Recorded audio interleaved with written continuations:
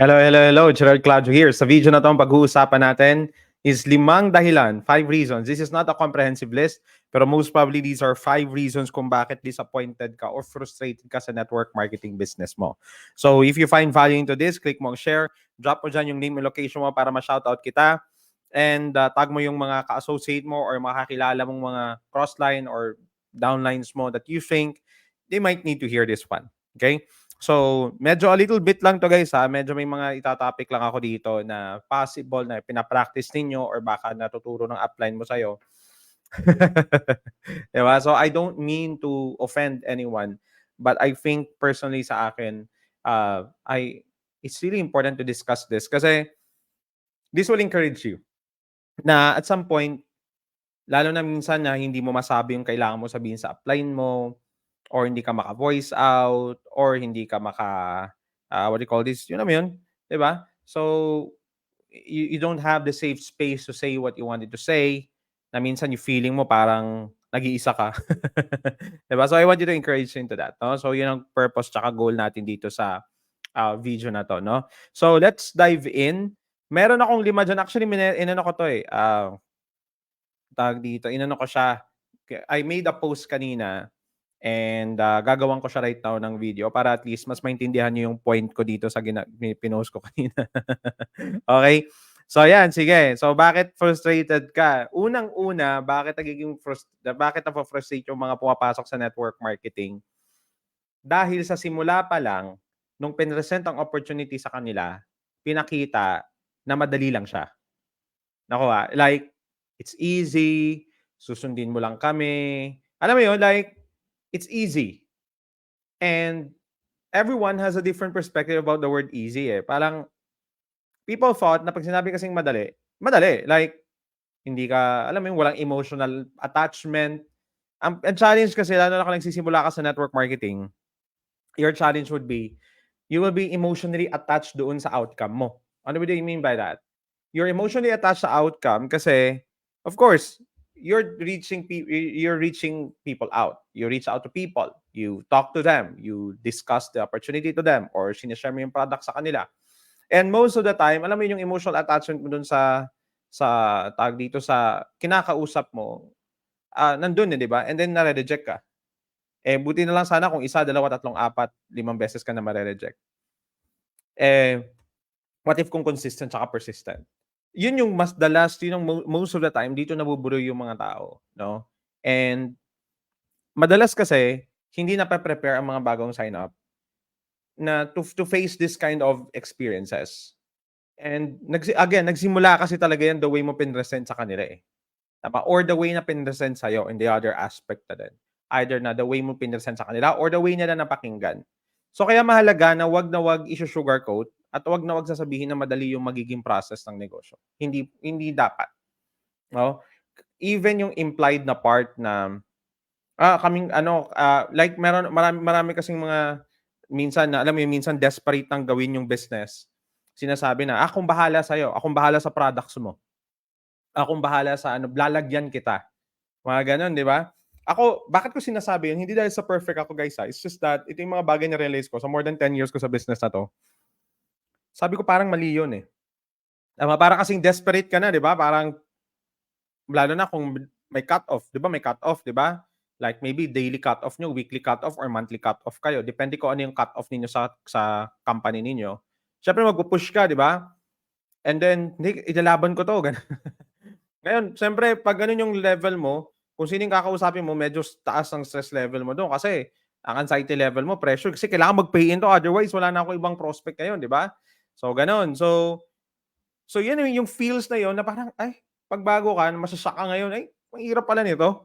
Hindi dahil sa mahirap yung talagang wala naman kasing madali, 'di ba? But I think the way it was presented to people. And yun yung dahilan kung bakit maraming mga anti-MLMer or even yung mga, alam mo yun, mga hindi nagtutuloy sa network marketing that they say scam or naloko sila. I think yung part na naloko is the way that was presented to them. Alam mo yung tinatawag na um, expectation versus reality? Yung ine-expect nila versus sa reality na nangyari. So they feel that they were scammed. Pero in fact, the truth is the industry in itself is not a scam. It's just the way and how it was presented to people. Nakuha niyo ba yung ibig kong sabihin? Type niyo agree sa my comments kung agree kayo. Type niyo learning kung natututo kayo dito. So one of the reasons why people are disappointed or frustrated with their network marketing results is because the way that it was presented to them. Okay? Now, let's say for example, nakikinig ka ngayon sa akin. Charing hindi. Na-prepare naman ako. Sinabi naman sa akin kung ano yung dapat kong mapakinggan. No? Pinaliwanag naman sa akin ng tama, maayos ang pagkakapaliwanag sa akin. Ito yung second na most probable reason. Okay? Number 2 reason kung bakit is high hopes ka sa mga kapamilya mo tsaka kaibigan mo. Lalo na mga best friend mo, yung mga tao talagang yung relationship mo before ka nag-network marketing, super close. Tama? And then pag-present mo ng network marketing opportunity sa kanila, biglang sila yung parang nag-turn yung parang kang ano, parang ayaw ka na nila or parang yung reaction nila is parang lumabas ka dyan. Get out of that opportunity. Mga ganon, di ba? Parang, bakit ganyan yung reaction mo? Di ba? Parang galit na galit sila. Na parang nagpaloko ka. Mga ganon, di ba? Ikaw naman, high hopes ka. So, ibig sabihin, extreme yun eh. Super excited ka, whereas sa kanila, super iba yung response nila. Tama. Now, syempre ikaw, in your ego, i-defend mo yung sarili mo. Tama? Pero disappointed ka na, frustrated ka na kasi saktan ka eh, 'di ba? Imagine mo, kaibigan mo, close friend mo, barkada mo, or ano mo, pinagtawanan ka, or pamilya mo, nanay, tatay mo, alam mo, baka even husband mo or wife mo, 'di ba? So parang, hala, bakit ganun yung reaction nila, 'di ba? Ngayon, syempre, kung emotional ka by nature, sasaktan ka talaga, 'di ba? Parang, ala, bakit ganun? Grabe yung emotional attachment, emotional part pala ng business na 'to. 'Di ba? Kasi yun ang plugin strategy natin sa network marketing. O, unahin mo yung mga taong ka-close sa'yo. 'Di ba? Unahin mo yung mga ka-close sa'yo. Kasi siyempre 'pag yumaman ka dito or naging successful ka dito, kailangan sila yung nauna, 'di ba? O baka sabihin nila, magalit sila sa'yo, "Bakit hindi mo ako pinresentahan, yumaman ka?" Mga gano'n, 'di ba? Mga gano'ng mga kuwento, eh, right? Um, so that's one thing. And the sad part there is, hindi kasi sinasabi kung paano yung tamang approach. I believe, minsan kasi nagiging reactive yung mga pamilya natin or mga kaibigan natin dahil the way nating ina-approach sa kanila. Yung the way ng approach natin, tama? Either pine-pressure natin, pinipilit natin. By the way, itong mga bagay na 'to, kaya ko kin-create yung course. The course is Pinoy Network Marketer Success Blueprint. You can get it sa pinoynetworker.org, pinoynetworker.org, pinoynetworker.org. Nandun yun, nakikita mo yung pinaka-offer doon, nandun yung makikita mo yung pinaka-laman kung ano yung makukuha mo. The reason is because I've been here. Nakuha niyo ba ako? Hindi ko sinasabi to dahil sa I'm from an outsider na hindi ko alam yung mga nangyayari sa loob ng network marketing. Alam ko ang nangyayari. Alam ko. And for the past few months that I've been engaged to other companies, I only realized pare-pareho pala lahat na na-experience ng bawat network marketer sa bawat company. Nakuha niyo? So walang pagkakaiba. It doesn't matter kung anong kumpanya mo. Tama? Right? So sobrang halaga nun, no? So, the problem here is hindi hindi tama yung strategy or spiel na tinuturo o hindi tama yung way na pagbe-build ng paano mo iko-close yung deal. Teka lang, inom lang akong tubig, So, yon. So, bakit ko sinasabi yun, no? May kwento ako sa inyo. Meron akong isang kaibigan na in-invite, this was way back several years ago pa, guys. Maybe 2014 to. And itong batchmate ko na to, super parang nakikita ko siya na leader type siya. So, I have a sense na once magustuhan niya 'to, she would be engaged into it, 'no, parang gano'n. So, so in-invite ko siya sa office namin sa Manila, and I asked my upline na i-ano siya, i-cater siya. And lumabas siya sa presentation, after nung presentation na 'yun, lumabas siya na interesado siya. So, the feedback to me was, interesado yung ano mo, yung prospect mo, yung kaibigan mo, yung classmate. So, ako naman, go. 'Di ba? So, ako excited ako, tinawagan ko ngayon siya. Minessage ko siya. Pero right after na minessage ko na siya is ano na, parang iba na yung tono niya, parang hindi pa, nagdadalawang isip pa siya, So, hindi siya agad magde-decide. Parang gano'n. Pero, hindi sa negative siya, hindi pa siya makapag-decide on that moment. Parang gano'n yung situation. So, syempre, nag-ask ako sa uplines ko, so paano i-approach. So, binigyan nila ako ng mga scripts and spills and all. So, sabi tawagan ko paulit-ulit, tawagan paulit-ulit. Gano'n yung sinabi. So, in short, parang pinressure ko yung prospect. Pinressure ko yung prospect. So, to the point na hindi na siya nag-reply and to the point na parang hindi naging maganda yung response namin sa bawat isa. So, that was the pressure on my part. And I was thinking, sinunod ko naman yung sinabi ng upline ko, ba't gano'n yung naging resulta? Sino nakaka-relate do'n? Type nyo relate sa my comments. 'Di ba yung tinuturo sa'yo, presyonin mo, pigain mo, pigain mo. 'Di ba? Kasi kailangan ng points, eh. 'Di ba parang gano'n, eh, o kailangan ng pairing, eh, o kailangan ng volume, eh. And I had this kinda like not so good thing, like parang may mali, parang may mali. Ngayon yung mind setting kasi, hindi, 'di ba, para naman sa kanya 'to, eh, para sa kanya 'to, gano'n. I realized one thing, guys, 'no.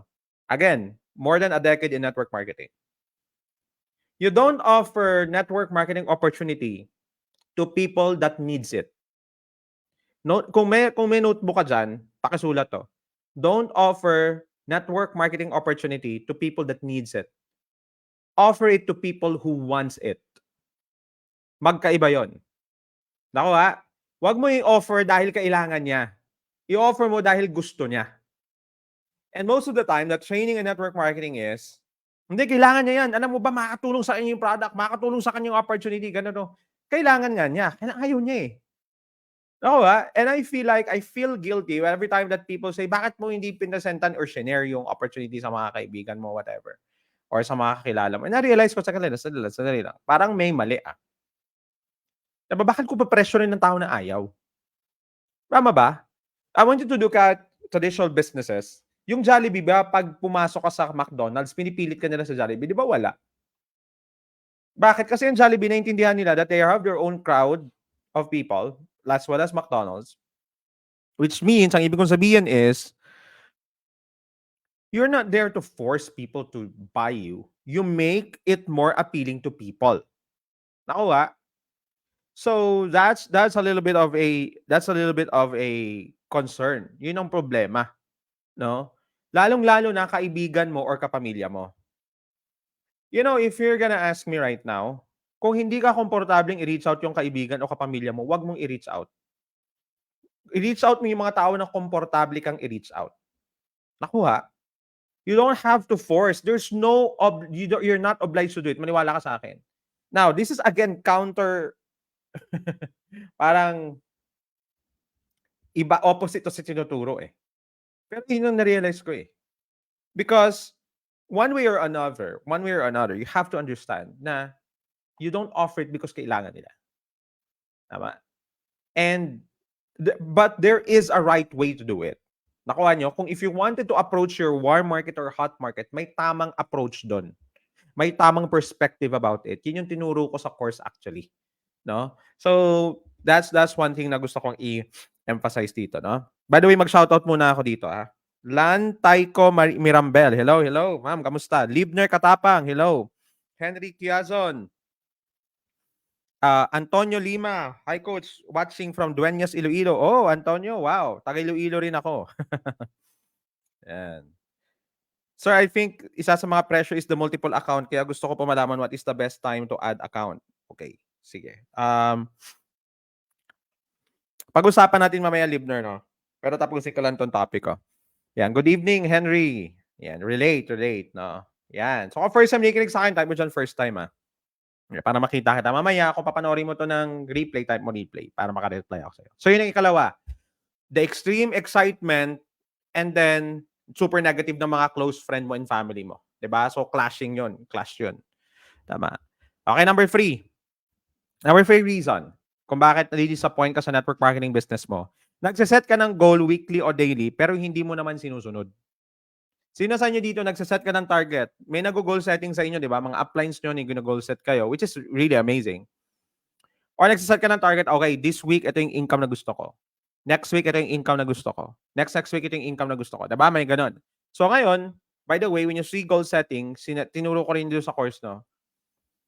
Mag-set ka ng goal, ano yung income goal mo? So, ito yung income goal mo, magkano yung ilan yung pay-in na kailangan mo, tama? Ngayon, 'pag may pay-in ka, ngayon kung ang style of your exposure sa network marketing mo right now is mano-mano, like, talagang nag-a-approach ka presentation to presentation, nothing against it 'no, pero gamitin ko example yon.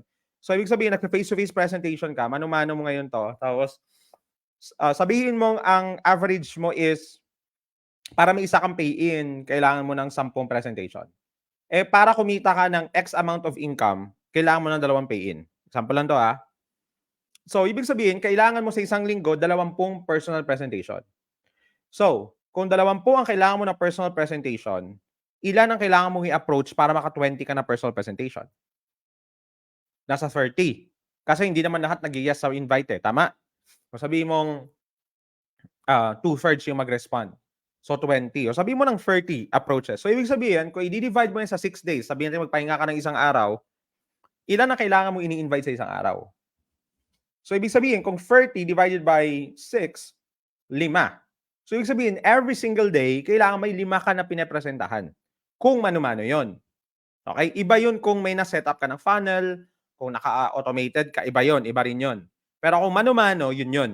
Ganun yung numbers mo.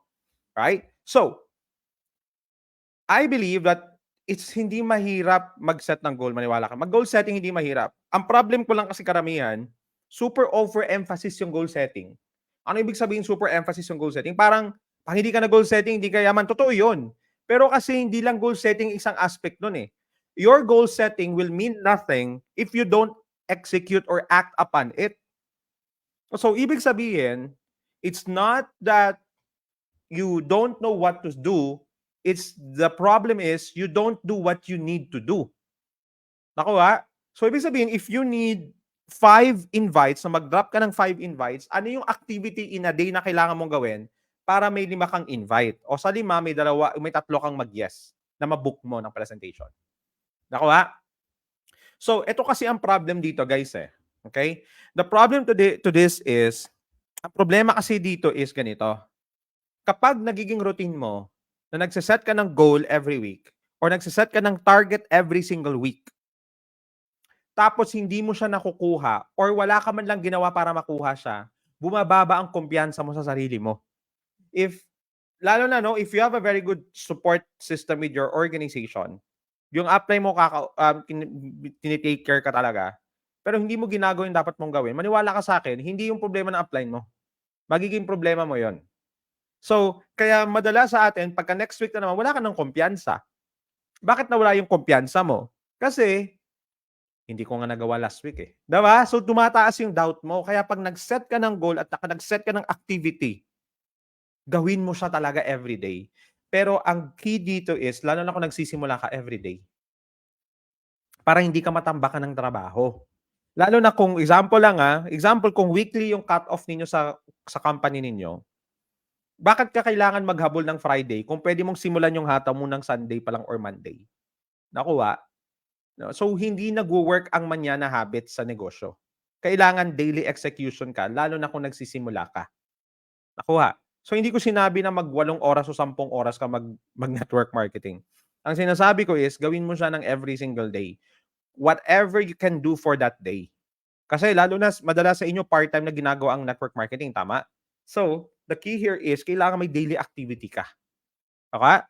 So, pag nag-set ka ng goal at nag-set ka ng activity, wag mo nang isipin pag gawin mo na siya every single day. No? Kasi ako, bigyan ko ng idea right now, nasa fitness ako, no? So, may mga certain routine sa workout kami. May maliit akong gym dito sa bahay. Maliit lang naman. May maliit akong gym dito sa bahay. So, I applied on the app. Meron akong app na ginagamit. And then, yun yung nagbibigay sa akin ng mga workout routines. So, kanina nung gumising ako, talagang feeling ko ayaw ko talagang gawin yung workout. Ayaw ko mag-workout talaga. Parang, alam mo yun, parang if I open my phone, either people are messaging me, at dami ng mga messages agad eh. Pero sabi ko, hindi.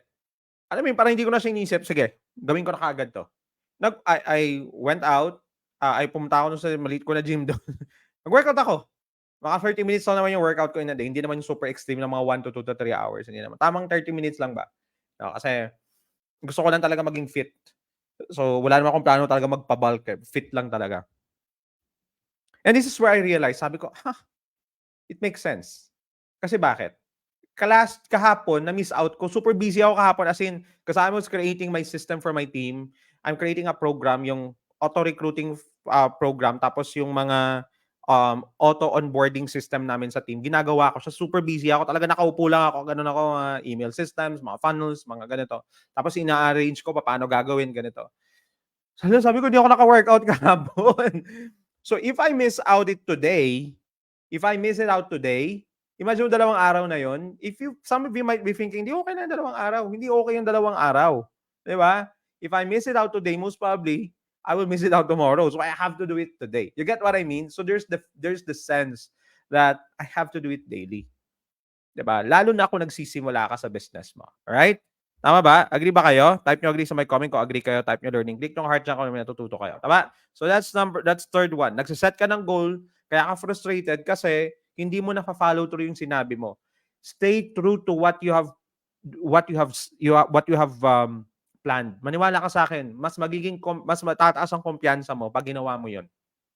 Okay? Tataas ang kumpiyansa mo pag ginawa mo siya. That's number 3. Number 4. Ang sabi ni upline, invite lang. I remember I talked to one of my tanong ako, sabi ko, ano bang pwedeng gawin? Kasi parang ganito 'yan, eh. Dumating ako sa point na naubos ko na lahat ng mga warm market ko na halos yung iba hindi na nagre-reply sa akin. Hindi na nagre-reply sa akin. So, ang sinabi ng upline ko sa akin, invite lang ng invite. Parang na-gets ko kasi yung point niya, eh, 'no? Parang ang gusto niyang i-point out sa akin, wag mong i-overcomplicate yung situation. Parang gano'n yung gusto niyang i-point out. Wag mo i-overcomplicate yung situation. Wag mo i-overcomplicate yung process, invite ka lang. Wag mong isipin. Alam niyo ba, totoo yun, eh. If your upline is telling you that, ang gusto lang sabihin ng upline mo sa'yo, masyado ka nag-overthink, wag ka mag-overthink, gawin mo lang yung dapat mong gawin. Tama? But then I realized one thing. May isa kasing bagay na hindi na-a-address sa ganong situation, eh, sa ganong sagot, eh. Lead generation. Ibig sabihin, bawat network marketer, lalo na 'pag matagal ka na sa network marketing, isa ang magiging challenge mo. Lead generation. Saan ako hahanap ng quality na prospect na kakausapin ko at magiging interesado sa offer ko? You see, I have 3 phases in my learning curve or my strategy in my network marketing business. The first strategy is the talagang prospecting, inviting, alam mo yun yung the 5 fingers. Talagang ginagawa ko yung prospecting, inviting, presentation ko. Alam ko yan by heart. But then when pandemic came, na hindi maka face to face, sabi ko, paano namin gagawin 'to, yung face to face? So I opted to online and I realized, sabi ko, "Wow, puwede palang online." So ang dami kong I started to create my content online. Kung makikita niyo yung pinaka-main page ko, main profile ko, I had around 756,000 followers right now upon doing this video. So gano'n kadami, 'di ba? Oh, grabe ang laki, 756,000 agad yung followers ko. And I realized one thing, alam niyo ba, hindi na ako nahihirapan mag-invite since then. Hindi na ako nahihirapan mag-invite. What my challenge is, yung next ko na challenge is, ang dami ng ni-invite ko, pero hindi quality yung nai-invite ko. And as in, guys, alam niyo ba, dumating ako, I even had to the extreme. I had 20, I presented 20 to 20 prospects in a day. Personal ko yun, hindi kasama sa team ko. 20 presentations in a day. Grabe, no? 20 presentations in a day, no? Lupit, no? So, but I realized is, sabi ko, teka, kailangan kong mag-change ng strategy. So I shift my strategy for this year. And I realized, sabi ko, I have to learn 2 things. I have to learn how to do targeting and how to put filters. So, because lead generation will be your problem in this business. Ngayon, kung bago ka sa network marketing, you still have the people around you. Basta tama ang approach mo. Okay? Nakuha niyo ko, basta tama ang approach mo. Sa warm market tsaka hot market mo, basta tama. When I say hot and warm market, ito makakakilala mo. Cold market, hindi kakilala. Kaya nga cold, eh. That's how intense your relationship with these people. Kaya hot, warm, and cold market. Okay? So, lead generation is one thing I think that misses out na hindi natuturo sa network marketing space. You have to teach your downlines and you have to teach your team saan sila hahanap ng kakausapin. Hindi mo pwedeng sabihin lang, invite ka lang ng invite. Naku ha, because I've seen motivated network marketers who are willing to obey their uplines kasi yun ang tinuturo, yes, upline eh. Tama? Kaya lang yung upline, wala naman tinuturo. Nakuha ba? Right? I gets yung ibig ko sabihin, type nyo relate sa may comment kung relate kayo sa sinasabi ko. And I agree. If you have an amazing upline, thank your upline for that. Okay? Pero there are uplines na invite lang. Tapos wala naman tinuturo. Saan ako hanap? Tapos minsan kine-question pa yung downline. Bakit mo tinatanong? Ang daming tao dyan sa jeeps, mga ganito. Yung strategy na 3 feet apart prospect mo, okay naman yun eh. Kaya lang na-realize ko, kaya lang personally sa akin as an introvert, parang hindi ako komportable gawin yun eh. There are better ways to do it. There are better ways to do it. That's my personal opinion. Okay? That's my personal opinion. If you want to go hard on cold marketing, there are ways to do it as well. Nandun tinuro ko rin sa course yan. Yung cold marketing tactics sa online, tinuro ko yung way ko paano siya ginagawa. Hindi yung spam nang sa spam ka lang nang sa spam na nang sa spam, hindi yun. Okay? So, minsan parang napaka-shallow na eh. Na parang, okay, so anong pwede kong gawin pa? Eh hindi nag-i-improve, hindi nagdadagdag ng bagong mga, alam mo yun, walang mga bagong strategy na tinuturo. That's the reason why hindi nag-grow. Tama? Napo-disappoint yung team mo. Pati ikaw frustrated din, di ba? Ito yung number 5, medyo ano ito, medyo controversial tong sasabihin kong number 5. Number 5, bakit may mga network marketers na disappointed sila? Kasi pagpasok nila sa network marketing, they're hoping na maging okay yung buhay nila. Pero dumadami yung bayarin, natambakan ng utang, o natambakan ng produkto. Okay? If ikaw yan, I'm here to encourage you, okay? If you're in this situation, don't feel bad about it. I want you to listen to me carefully. But I have to tell you this, because usually nangyayari to, number 1, kung binibili ang rank advancement. Example, konti na lang to, ganito lang kailangan mo na volume. Bilhin mo lang tong volume para makuha mo tong rank na to.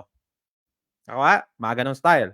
Or, usually, hindi napaplano ng maayos, nagpo-full-time agad, pero hindi pa establish yung income sa network marketing. 'Di ba? You have to understand, kakain ka. Tapos, kung hindi mo pa na-establish mabuti yung skills mo o yung ginagawa mo sa business mo, tama? Hindi mo siya na-establish maayos yung income. 'Di ba? So, bakit ko sinasabi ito? Kasi usually ganito yung nangyayari, na-excite, grabe, nabaliw sa training, nabaliw sa workshop, nag-full-time agad. Hindi kinaya yung pressure. Nung nawala yung excitement, hindi kinaya yung mga kailangan pang gawin para sa business mo. Eh di ba may mga time na nag-i-invest ka pa sa business mo, like papa-conventionin ka, pupunta ka sa events, mga ganun, gagastos ka ngayon, di ba? Ngayon people say, this is investment. Nagets ko yun, investment yun. Pero if galing na sa utang yung ginagamit mo, tapos hindi ka marunong, hindi ka pa ganun kagamay sa ginagawa mong negosyo, that's a suicide, I'll tell you. That is a suicide. Tama? Kaya marami tumatambak yung products. Marami tumatambak yung utang. And I have seen potential leaders na sana kung hindi ito nangyari sa kanila, solid pa rin sana sila sa mga organizations nila. Kaya lang, pag nandito ka na situation na to, desperate mode ka na, hindi ka na makapag-isip ng maayos, hindi ka na makapag-isip para sa organization mo, hindi ka na makapag-isip para sa team mo. Dahil sa nandito ka na sa situation na yan. If bago ka sa network marketing, you have to understand this one. Now, marami kasing mga diskarte na hindi dapat eh. Nakuha nyo? Like, hindi, i-push mo na yung rank mo, ganun target mo. Okay yun kung kaya mong i-move yung products tapos ma-replenish mo. Pero kung wala, natatambakan ka, wag mong gagawin. Maniwala ka sa akin. Nakikinig ka ngayon sa akin dito at tumating ka sa point, natuturuan ka, sige, ano mo na lang yan, bilhin mo na lang yan. May products naman yan eh. O, bilhin mo na lang to. Anyway, ganit. Ano yung mga reasoning? It's not something that's worth it, I'll tell you. I want you to think long-term in your network marketing business because there are better ways to do it. May tamang pamamaraan paano gagawin ang network marketing. May tamang pamamaraan paano mag-rank advance, paano mag-grow ng income, paano mag-multiply ang organization mo. Again, Lead generation ang tactic na kailangan matutunan ng bawat isa. Lalo na kung maubos mo na yung warm market mo. Kung maubos mo na yung mga kakilala mo, sino yung susunod mong kakausapin. 'Di ba? Listen to me carefully. Kahit gaano pa kaganda ang programa ng kumpanya ninyo, oh, grabe may bagong travel incentive, oh, may bagong income incentive, oh, may mga bagong mga ganito, 'di ba, mga recognition, kung ano man yung mga binibigay ng kumpanya. Maganda 'yon, 'di ba? Usually, I'm pretty sure some of you may mga gano'n, grabe na-excite ka, kailangan mo yung excitement na 'yon. Kailangan mo yung excitement na 'yon. Pero when reality hits, nawala yung excitement mo, babalik ka, saan ako hahanap ng kakausapin na quality? Tama? Agree ba? Type nyo agree sa my comments sinasabi ko, 'no? Kung mali ako, 'wag niyo akong pakinggan. Kung hindi tama yung sinasabi ko, 'wag niyo akong pakinggan, maniwala kayo. Okay? Wala akong problema do'n. Argue with me here in the comments.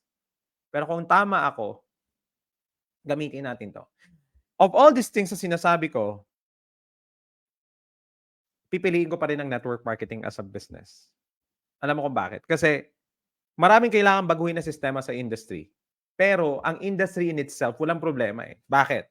Kasi sabi nga ng trainer namin one time si Jopet Pedroso, network marketing is simply a system of moving products from factory to the consumer through an organization of users, retailers, and business builders. That's it.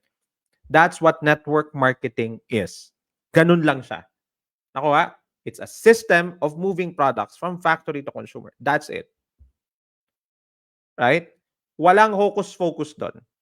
Ang problem is kung may manipulation na nangyayari at saka hype na nangyayari, walang customers at walang bagong people na talagang alam mo yung pumasok yung associate mo na siya mismo nagbayad. Hindi yung ikaw yung naglalagay ng downlines, binibili mo yung mga packages sa baba. Tapos ine-expect mo itong binilhan mo ng mga packages gagalaw. You don't do that. Hindi gano'n yung tamang pamamaraan. A lot of people thought that they have cracked the code by doing it. Hindi po. Kung ginagawa mo yan, yung tipong ikaw yung bumibili kasi marami kang pera, nilagay mo yung downline mo, tapos nag-expect ka, bakit nasaan yung, ba't hindi nag-multiply yung organization ko? Hindi po. May tamang pamamaraan kung paano ginagawa ang network marketing. Okay? May tamang pamamaraan kung paano siya gagawin.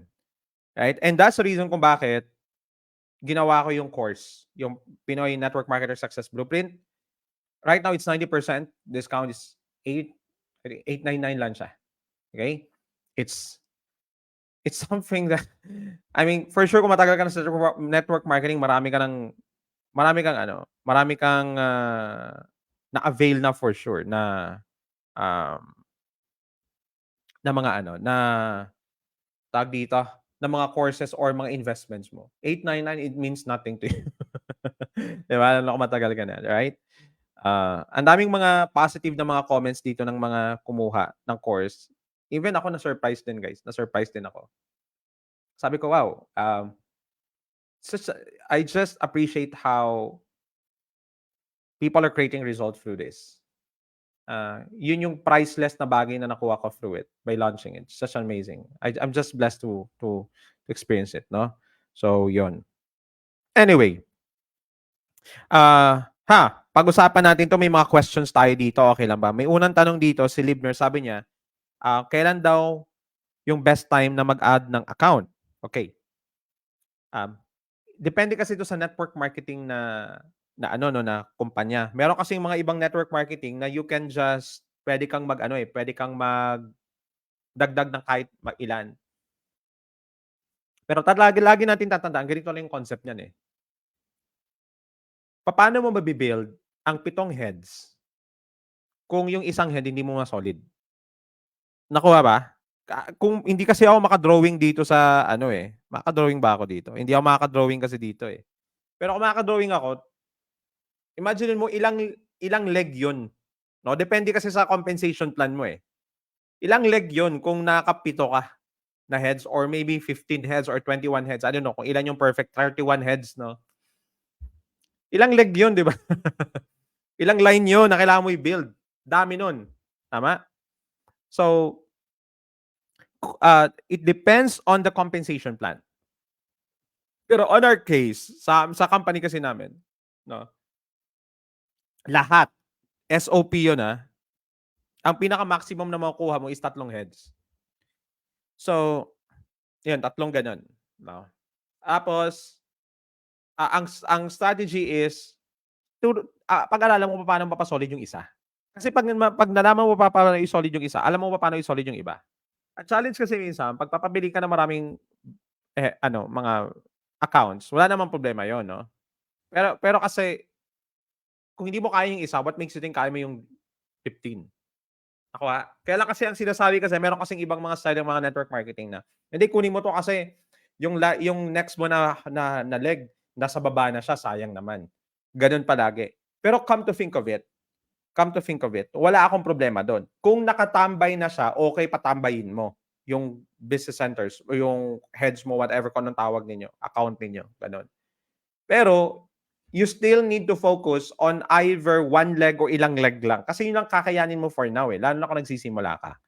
Nakuha niyo? So, um, it depends on the compensation. That's my answer, Libner. But at the same time, focus on learning papaano mapa-solid yung isa. Nakuha? So, yun. Kung marunong ka na, di dagdag ka. At least magmu-multiply yung income mo, 'di ba? So, yan. Saan pa? Coach, 'pag yung senaryo na sabihin ng prospect, "Panoorin ko mamaya link," tapos promise lang siya ng promise, hindi niya ginagawa, fina-follow up mo pa ba siya about sa pinanood niyang link? Yes. Yes. So, ganito rin yung gagawin diyaan, 'no. So, for example, if yung prospect is nagsabi siya na papanoorin niya, okey, papanoorin niya. So, usually ganito yung gagawin mo, tatanungin mo yung prospect, sasabihin niya papanoorin niya, 'no, sasabihin mo sa kanya, anong oras mo siya panonoorin? So, tatanungin mo siya kung anong oras na panonoorin. Tapos, ah, after nun, sabihin mo sa kanya, "Okey lang, tawagan kita ng ganitong oras." Example, sabihin niya, "Sige, panoorin ko ng, 9:00 ng gabi." Okey. Depende sa haba ng presentation mo, okey, sabihin mo, "Okey, puwede ba tawagan kita ng 9:30 or 10 PM?" 'Pag sabi, "Sure." Follow up mo siya ulit. Tawagan mo siya kung kailan mo siya sinabihan tawagan, oh, tawag ka ng 9:30 sa kanya or 10. Sabi mo sa kanya, "Okey, natapos mo na yung napanood mo na ba yung link?" So, gano'n. Ah, 'Pag hindi niya pa nagawa, sabihan mo siya ulit, "No worries, okey lang. Kailan mo siya puwedeng panoorin? Bukas panonoorin mo siya?" 'Pag sinabi ng prospect sa'yo na, "Message na lang kita, tawagan na lang kita." Okey, 'pag gano'n yung sinasabi ng prospect sa'kin, hindi ko tinatanggap yung sagot na yun. Alam mo kung bakit? 'Pag sinabi niya yun, hindi ka niya ifa-follow up. Ito, I'm talking about from a standpoint ng mano-mano 'to, mano-mano na standpoint 'to. So, ano yung sasabihin ko? I will suggest I will suggest, a time. So, sabihin ko, "Okey ba sa'yo bukas 6:00 mapanood mo siya?" Nakuha? So, gano'n mo siya gano'n yung gano'n yung magiging routine niyo, okey? Gano'n yung magiging style, okey? So, suggest a time and after 30 minutes or an hour, after nung time na yon, tawagan mo siya, okey? Tapos 'pag sinabi mong tatawagan, tawagan mo siya or i-message mo siya, so gano'n lang yung style diyaan. 'Pag interesado 'yan, manonood 'yan kasi usually may mga prospect talaga na busy lang talaga, okey? So, technically bigyan natin sila ng benefit of the doubt ba na possible medyo urgent lang talaga. I remember meron na kaming isang na way back ano 'to, natawa lang ako. Meron kaming isang client na very respectful siya sa amin. Sabi niya sa misis ko, sabi niya, "Ma'am, puwede po bang after a week?" Sabi ni misis ko, "Bakit po sir?" "Kasi nandito po ako sa ospital, nanganganak yung misis ko." Very respectful, he was trying to explain to us na he is open to listen to our opportunity, pero, ah, hindi for now, nakuha? So, usually kasi may mga at you have to understand sa sobrang bilis ng pacing ng buhay, may mga prospect na hindi they don't have the time to really explain what's going on in their lives, nakuha niyo ba? And, kapag don't feel bad about it, okay? Don't feel bad about it. So, kaya sobrang halaga na, be patient sa kanila, okay? Now, sinabi mo dito usually sa akin coach scene mode, hindi na nagre-respond. Depende kasi halin sa message mo sa kanila. Pero 'pag hindi na sila nagre-respond sa ikalawa, ikatatlo kong message, I'd let go lang and find na ako another prospect. Kung mano-mano ko siya gagawin, okey?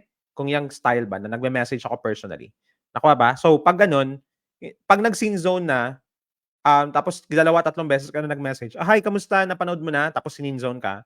Tapos pagka-next mo naman, "Friend, napansin ko hindi ka na naka-response. Okey ka lang ba diyan? I hope you're doing well, ah." Gano'n. Parang concern ka sa hindi parang, concern ka talaga sa kanya bakit hindi siya naka-reply sa'yo.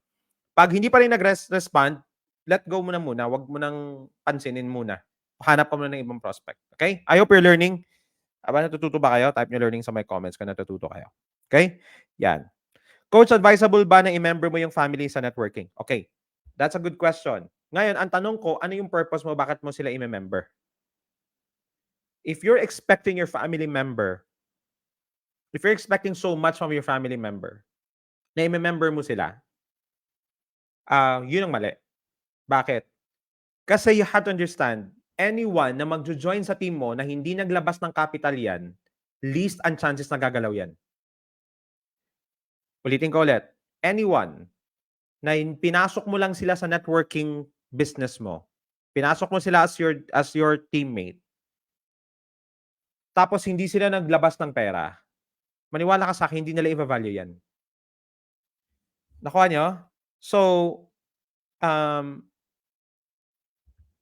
you're okay, ganito. Kung pinasok mo sila at yung package or whatever man yung kasama dun na service is kaya mo namang mabenta or or mabenta sa customer, do it kung gusto mo. Pero ang gusto ko i-point out is 'wag mong i-expect na gagalaw sila, nakuha? Anyone, regardless if it's your family member or anyone na within the circle of people, basta hindi naglabas ng capital 'yan, mataas ang chances hindi gagalaw 'yan, nakuha? Take it eto I'm a little bit strong about it. Kasi marami sa inyo na nakakausap ko that you you you're so hopeful that these people will move. Hindi. Okay, maybe 100 may isa ka. Pero imagine mo 100 yung papasok mo, magkano yung ginastos mo dun? Why not better your offer and find better prospect na quality talaga na hinahanap yung ino-offer mo? Yun yung hanapin mo, okay? So more of the filtering, not forcing. Because if your style of doing network marketing is to force people to join, plead people to join, and invest, ikaw bahala, ikaw magpasok, pasok mo to, pasok mo sa ganito, ganito. Niwala ka sa akin, hindi mag-grow ng tama yung business mo. Kasi you're creating a different perspective from them. Imagine mo, ipapasok mo, wala silang nilabas. Anong iisipin nila? Bakit na kailangan gawin yun? Ibig sabihin, nahihirapan sila siguro mag-recruit. Tama? May nag-message sa akin. Medyo presko lang yung pagkaka-message niya. Actually, guys, marami nag-o-offer sa akin ng mga networking. Guys, active ako sa network marketing ko, with all respect rin naman. No? Some of them, binabasag yung binabasag yung network marketing business ko. No? So, kaya kasi I'm not there to argue with them. I respect every network marketing company as long as legit. Okay? I respect every network marketing company basta legit. Okay niyo ako? Pero what I don't agree is you try to destroy my network marketing company for me to, 'di ba? Parang napaka-stupid na strategy 'yun, 'di ba? Sirain mo yung networking company ko tapos gusto mo mag-join ako sa ano, 'di ba? It's not right, no? Now, um, so may nag-message sa akin. Sabi niya, tawag niya sa'kin, "Bro," gano'n pa, 'di ba? "Bro, ano tayo, partner tayo. Gusto mo akong bahala sa startup mo tapos kahit hindi mo nabayaran." Minessage ko ngayon, parang nagulat ako, 'di ba? Parang ba't ko na yung-message na, 'di ba? And sabi ko sa kanya, ah, "Hindi tama yung gano'n, puwede, may okey lang ba mag-suggest?" Sabi ko. "Next time, 'wag mong gagawin na strategy 'yan, kasi hindi tamang strategy 'yan." Si ano siguro, si itong nag-message sa akin na tamaan yung ego niya ba. Natamaan yung ego niya, eh. Sabi niya parang nagpakita ngayon siya, pinicturan niya yung mga team niya. Hindi naman, tama lang, investment ko 'to sa team ko, eh, gano'n, 'di ba? Ako naman, sabi ko sa kanya, hindi 'yan yung tamang way ng pag-i-invest. So parang binabasag ko siya ba. I know parang ego 'yun, eh. Ego 'yun, alam mo minsan yung mga network marketers talaga na medyo mahangin, 'di ba? Parang tapos sasabihan mo na mali ginagawa nila, naku aanuhin ka niyan, 'di ba? So, talagang nakita ko sa parang hindi niya ako trip nung nung ino-offeran niya ako. Pero may last message ako sa kanya. Ang sabi ko sa kanya, "Eto last message ko," sabi ko, "ah, kapag dumating ka sa point ng negosyo mo na na-attrition ka o nawalan ka ng team, tampak ka ng products, dami kang credit card na utang dahil sa strategy mo, please don't hesitate na mag-change ng strategy." 'Di ba? Um, so, 'yun ang sinabi ko sa kanya, 'di ba? 'Yun ang sinabi ko sa kanya. And I don't know, hindi siya nag-reply. So, same goes, same thing. Once meron kang pinasok na ano, 'pag may pinasok ka na mga people na hindi sila nagbayad, ikaw yung naglabas ng pera para sa kanila. Most probably hindi gagalaw 'yan. Mataas ang chances. Now, some of you might be saying, you can have some case study, hindi 'to gumalaw 'to, gumalaw. Pero what are the chances? What is the probability? Mababa po ang probability, maniwala kayo. Masama pa ba loob mo kasi nag-expect ka? 'Di ba? Are you learning? Type niyo nga learning sa my comments. Alright, so just to avail lang po sa benefits but I'm not expecting na mag-move sila kasi, oh, for me, I will work alone para soon kikita na rin sila through I will be using it as an emergency. Okey naman siya, mamaya din. But tingnan mo 'to, ma'am, eto lang kasi sa akin, eh. Ilang leg na 'yun, kumbaga na-gets mo, ilang ilang lines na 'yung kailangan mong i-build, kasama 'yung account nila. Mapapagod ka dun, ma'am. Ang suggestion ko lang, why not palakihin 'yung i-multiply mo 'yung sa'yo tapos lagyan mo sila savings pero sa'yo 'yung pangalan, 'di ba? My suggestion lang. Pero if you want it like, gusto mo lang pa-income lang and all, okey naman. But for me, it's, ah, ang dami kasing line nun, ma'am, eh. Kasama sa line sa account mo tapos si account nila ang dami nun. Papaano mo ngayon, ma'am, i-a-arrange yung mga sign-ups mo ngayon diyan? Unless kung super massive yung sign-up mo. Pero kung medyo challenge ka sa sign-up, papaano mo i-bi-build yun, 'di ba? Medyo challenging. Akin lang naman. Opinion ko yun, ma'am, okey? Ah, I want you to analyze it on your own. But yun yung opinion ko. Maria Rio, hello, Ma'am Maria, magandang gabi, good evening. Okey lang ba coach na meron kang dalawang networking company na sinasalihan? Hindi ko ina-advice. Pick one and focus on one. Okay? Pick one and focus on one. It's very, very seldom na nakita ko that there are network marketing companies that there are associates that really thrive into network marketing companies. Stick to one, focus on it, and build it hard. Okay? So yun lang naman yung akin. Kaya I hope you're learning. Type nyo learning, no? Click nyo ang share. Tag nyo mga kaibigan nyo dito or even yung mga ka-network marketers. And you find this valuable, I hope guys I add value sa inyo. Let's choose network marketing. Gawin natin ng tama ang network marketing. Kasi super lucrative siya na business. Basta tama ang sistema. God bless everybody. Bye-bye.